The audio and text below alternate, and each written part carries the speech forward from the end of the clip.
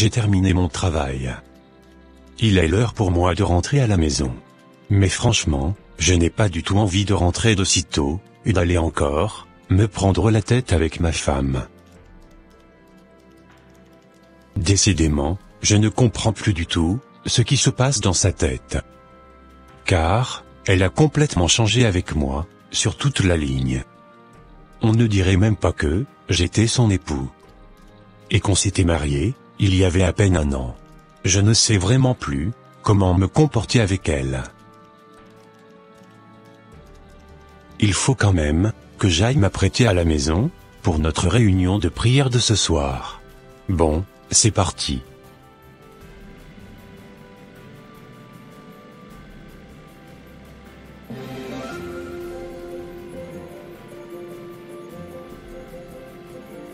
Mais qu'est-ce qui te donne autant de joie? En fait, je suis très contente des achats que tu m'avais effectués ce matin. Vraiment que Dieu te bénisse. De rien mon épouse. Tu le mérites amplement. Car, tu avais beaucoup souffert à mes côtés. Aujourd'hui, je donnerai tout pour que tu sois heureuse avec moi.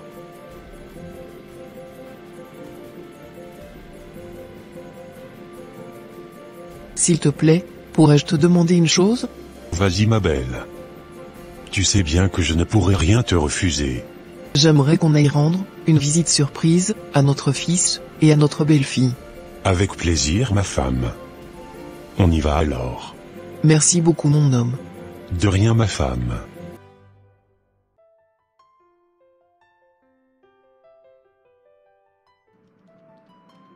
Alors ma copine, tu as pu finalement régler le problème qu'il y avait entre toi et ton mari? Non. Pas du tout. Et pourquoi? Parce qu'il ne m'accordait pas la parole lorsque je l'abordais. À chaque discussion, il me disait qu'il était le chef de la famille. Donc c'est lui qui avait le monopole de la parole, et le dernier mot. Ah bon? Et oui ma copine. Tu sais quoi? Si, je savais que le mariage était aussi difficile que ça, je n'allais jamais le faire. Tous les jours, on se dispute pour rien du tout. Vraiment, je suis fatiguée de cette vie. À l'allure où vont les choses, je pense que je demanderai le divorce. Car, je suis encore jeune. Je préférerais rester seule, que d'être mal accompagnée. Tu sais quoi? Le mariage n'est pas une finalité. De toute façon, c'est ta vie. Et, c'est à toi de décider ce qui serait le mieux pour toi-même. D'accord. Je te remercie quand même pour la visite que tu me rends au quotidien. C'est grâce à toi que je trouve un peu le sourire dans la journée. De rien copine, on est ensemble. Je pense que ton mari est de retour. Bien sûr que c'est lui. Sans te mentir, je n'ai même pas envie qu'il revienne à la maison. Es-tu sérieuse? Je suis très sérieuse. Bon. Accorde-moi quelques minutes, afin que j'aille voir quelque chose dans la cuisine. Ok ça marche. Salut. Ça va? Oui ça va bien. D'accord. Elle est où ma femme? Elle est dans la cuisine. Ok ça marche. Alors, cela fait combien de temps que tu étais là? J'étais là depuis le matin. Ok. Ça marche. Y a-t-il un problème à cela? S'il te plaît, pourrais-tu rentrer chez toi maintenant? Es-tu en train de me chasser de la maison? Non pas du tout. J'aimerais juste passer du temps avec mon épouse. Ok ça marche. Bon, je m'en vais. Passe une agréable soirée. Merci. Au revoir.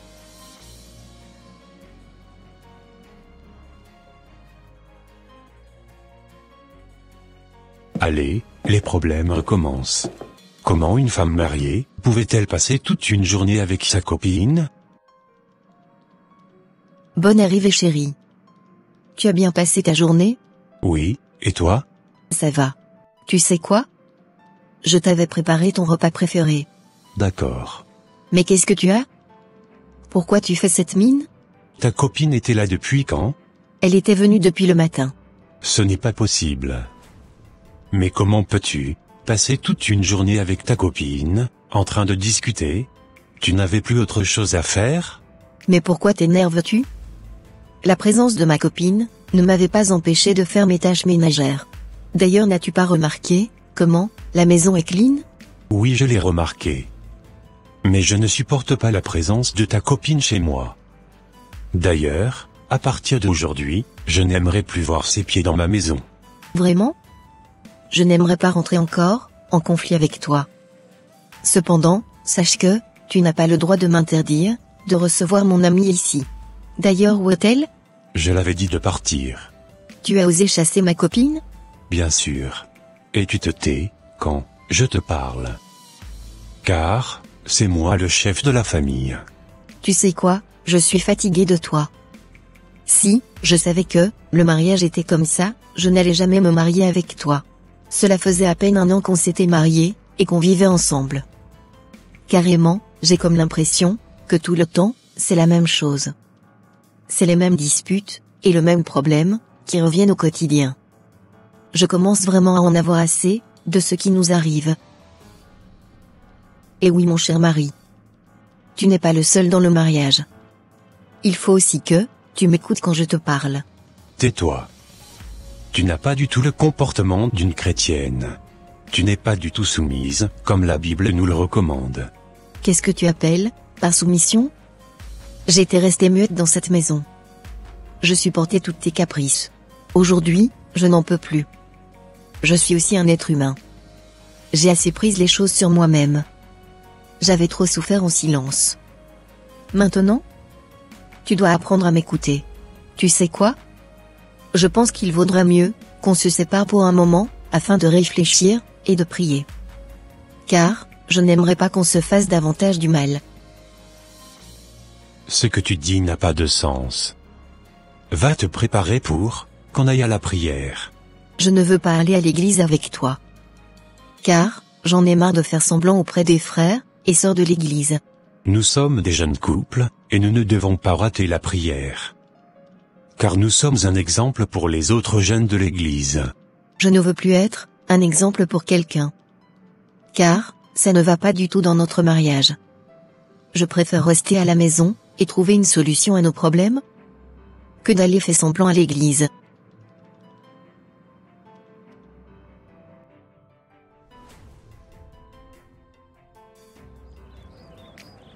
Ce n'est pas possible. Est-ce que tu entends ce que ces enfants se disent? Bien sûr.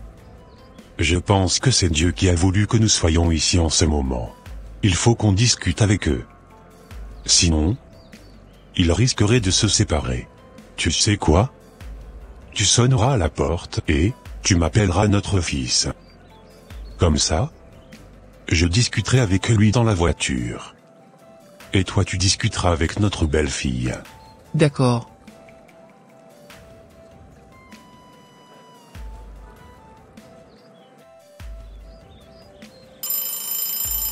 J'espère bien qu'ils vont vite ouvrir la porte. Mais, qui est-ce qui sonne à la porte? Tu attendais quelqu'un? Non, je n'attendais personne. Ok. Ça va, fiston? Bonsoir maman. Mais, qu'est-ce que tu fais ici? Je suis venu te rendre visite. Et ta femme? Elle est à l'intérieur. Tu sais quoi? Je suis avec ton père. Mais, où est-il?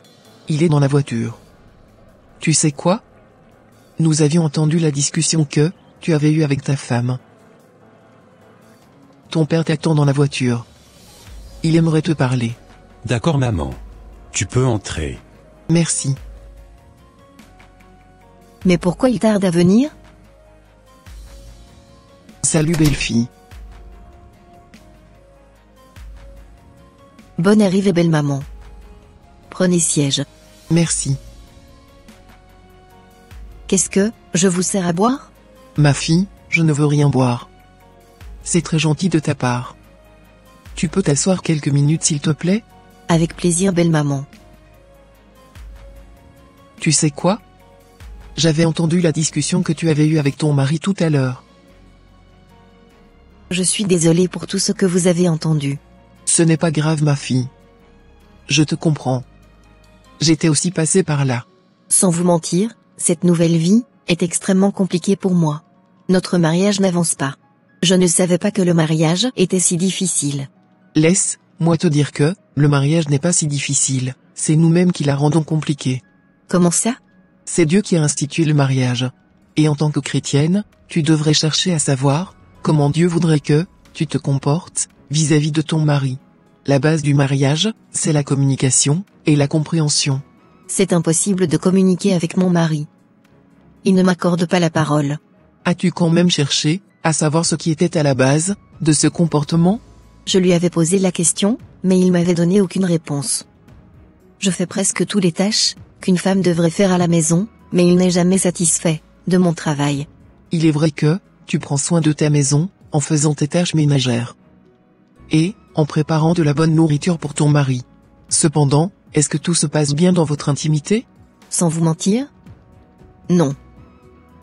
J'ai énormément de frustration et de difficultés au niveau de notre intimité.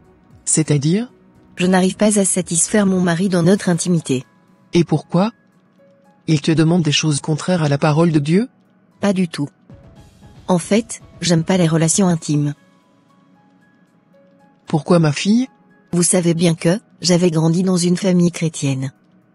La pudeur et la modestie ont été mes deux principaux valeurs. En plus de cela, pendant plusieurs années, on m'avait dit que le sexe n'était pas une bonne chose. Du coup, cette parole était ancrée dans ma tête. Donc pour moi, c'était comme si je me souillais. J'essaye d'être irréprochable en toutes choses. Mais, sur ce point, je n'y arrive pas. Je n'arrive même pas à enlever mes vêtements devant lui. Je comprends maintenant ce qui se passe. As-tu quand même essayé de discuter avec lui à ce sujet? Il ne m'écoute pas. Ou du moins, il ne me comprend pas. Tu sais ma fille, c'est la parole de Dieu qui demande aux jeunes de se préserver jusqu'au mariage. Par ailleurs, une fois dans le mariage, vous ne devez pas vous priver l'un de l'autre. Car c'est aussi la recommandation du Seigneur. Aujourd'hui, tu es une femme mariée. Et tu dois enlever cette barrière que tu avais dans ta tête, afin de te livrer à ton mari. Car, tu dois savoir que le sexe est important pour le bon fonctionnement de votre couple. Si tu as des difficultés, demande au Seigneur Jésus-Christ de t'aider. Car, il n'y a que lui seul, qui pourra te libérer complètement. Je vais aussi te porter dans mes prières. Tu dois savoir, qu'il n'y avait pas que toi, qui avais ce problème. Ah bon? Les femmes qui ont été victimes des abus sexuels, dans leur enfance aussi, rencontrent très souvent, ce problème, une fois qu'elles sont mariées. Je ne savais pas du tout cela, maman. Mais comment faire pour trouver aussi une solution, par rapport aux disputes du quotidien? Commençons déjà par trouver une solution, au premier problème. Et le reste, se suivra. D'accord. Tout à l'heure, j'avais entendu aussi qu'il te reprochait des choses, à propos de ta copine. Oui.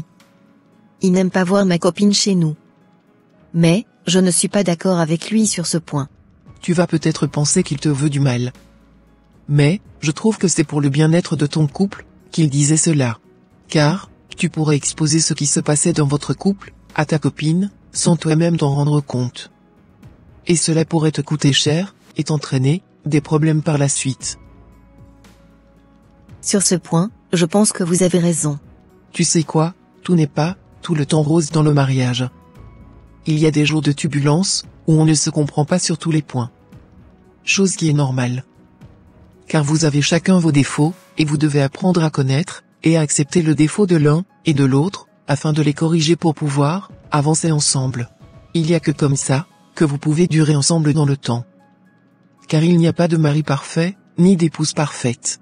À partir d'aujourd'hui, lorsque tu rencontreras un problème, dans ton mariage, essaie de vite discerner, ce qui était à la base de ce problème, en lui trouvant une solution, le plus rapidement possible. Si tu veux avoir un mariage heureux, tu dois user de beaucoup de sagesse. Tu dois être une femme de prière. Tu dois satisfaire ton mari, dans votre intimité. Tu dois être respectueuse, tu dois bien préparer sa nourriture comme tu le fais. D'ailleurs, tu dois être humble, et propre. Ok, j'ai compris. Merci beaucoup belle maman, pour tous vos conseils. Vous êtes venue au bon moment. Gloire à Dieu, pour cela. Je mettrai ces conseils, en pratique. Car j'aime mon mari, et je n'aimerais pas le perdre.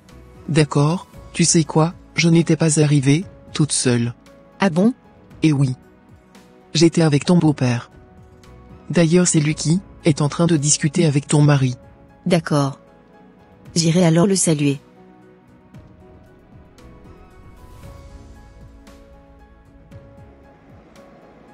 Comme je te le disais mon fils, sois beaucoup plus doux avec ton épouse. Tu dois beaucoup communiquer avec elle, et aussi essayer de la comprendre. Car le mariage n'est pas un camp de bataille, où tu seras le vainqueur, et elle l'a vaincu. Vous n'êtes pas dans une situation, où tu es le dominant, et ta femme, la dominante. Tu dois manifester de l'amour, envers ton épouse. Vous devez vous supporter l'un et l'autre. Car vous avez du chemin à faire. Merci beaucoup papa pour tous tes conseils. Sans te mentir, je ne savais pas du tout comment gérer un mariage. À partir d'aujourd'hui, je serai attentif à mon épouse. Nous allons beaucoup plus communiquer. Je vais vraiment user de sagesse envers ma femme. C'est bien. Maintenant, appelle-moi ta mère. D'accord papa. Bonjour beau papa. Ça va? Oui ça va bien. Je venais de discuter avec ton mari. D'accord. Sois soumise à ton mari. Dialoguez, et supportez-vous. D'accord. Merci beaucoup pour vos conseils. De rien ma fille. Je suis très contente de vous revoir en tout cas. Moi aussi ma fille, je suis très content de te revoir.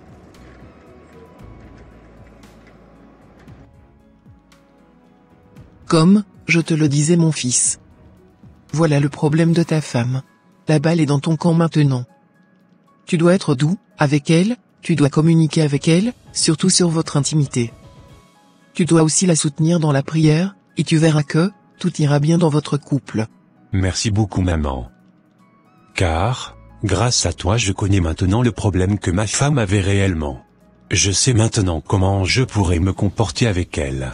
Merci beaucoup maman. Tu es adorable. De rien fiston. Prenez soin de vous, et à la prochaine. À la prochaine.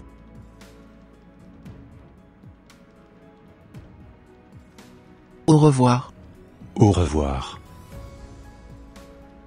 Maintenant, j'aimerais avoir une discussion sérieuse avec ma femme. Mais ce ne sera pas à la maison. Chérie, tu peux venir s'il te plaît? Me voici. J'aimerais discuter avec toi. Je t'écoute. Ce ne sera pas à la maison. J'aimerais bien que nous allions quelque part. Où est-ce que tu m'emmènes? Fais-moi juste confiance et suis-moi. Ok ça marche. On y va alors? Oui ma chérie, on y va.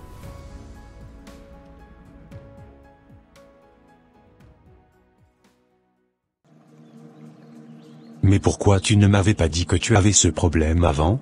J'essayais de te le dire, mais tu ne me comprenais pas. Tu ne prenais pas le temps de m'écouter. Je suis vraiment désolé pour ce comportement que j'avais auparavant. Je te promets que je ne referai plus jamais cela. Je manquais vraiment de sagesse. Je te promets qu'à partir d'aujourd'hui, rien ne sera plus comme avant.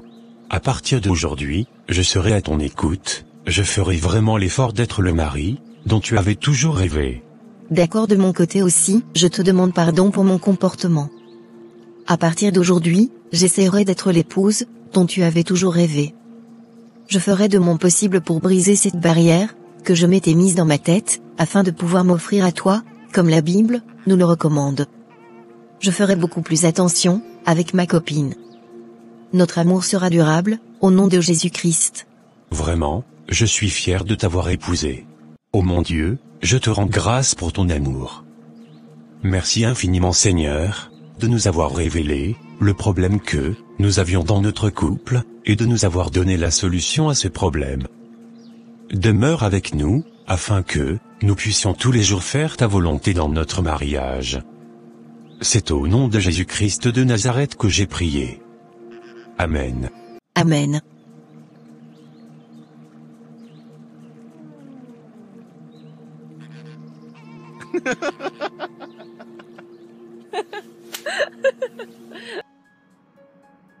Et voilà mes frères et sœurs, ça sera tout pour cette vidéo.